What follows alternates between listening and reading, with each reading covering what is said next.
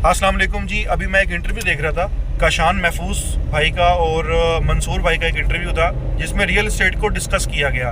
उसमें real estate में criticism बहुत सारा था, मंसूर भाई ने किया और करना बनता भी है कि हमारी फाइल्स जो है वो माइनस में जा रही हैं, लॉसेस में जा रही हैं, ओवर सेलिंग बहुत ज़्यादा है। तो और उन्होंने दो तीन चीज़ें और डिस्कस की जिसमें दुबई में इंपोर्ट एक्सपोर्ट बहुत ज़्यादा है।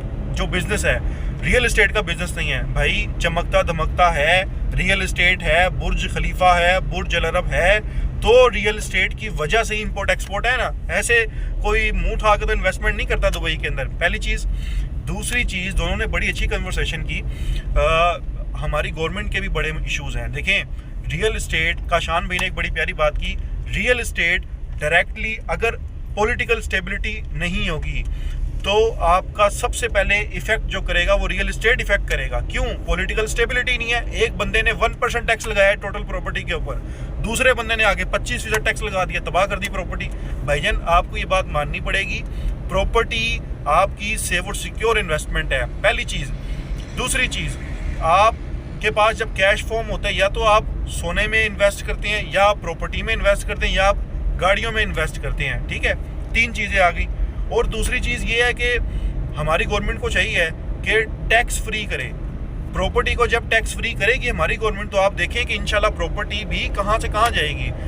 और हमारी गवर्नमेंट को ये भी चाहिए कि जो हमारे इदारे हैं, तो और उनको ये चाहिए कि प्रॉपर्टी में जो लोग फ्रॉड करते हैं, जो लोग गलत डेवलपर हैं, जो सही लोगों को नहीं जो है वो प्रोजेक्ट डिलीवर कर पा रहे, उनको बुलाएं, उनसे पूछें, उनको लिमिटेड करें कि भाई आपके ये प्रोजेक्ट को इतने साल हो गए, आप अभी तक क्यों नहीं इसको जो है वो डिलीवर कर रहे, डिलीवरी क्यों नहीं दे रहे आप। तो ये दो तीन चीज़ें हैं जो हमें डिस्कस। और एक और बात जो मंसूर भाई ने की, वो ये बात की कि दुबई में रियल इस्टेट नहीं है जिसकी वजह से लोग आते हैं। मैं इस चीज़ को भी थोड़ा क्लैरिफाई करूँगा।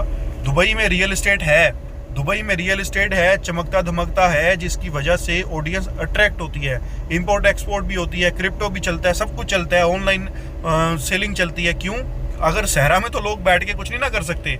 अगर दुबई सहरा होता तो आज कोई दुबई में इन्वेस्ट एक रुपया भी नहीं करता, चाहे वो इंपोर्ट चाहे वो एक्सपोर्ट, कुछ भी नहीं था दुबई के अंदर। तो उसकी रियल इस्टेट की वजह से वो उठा।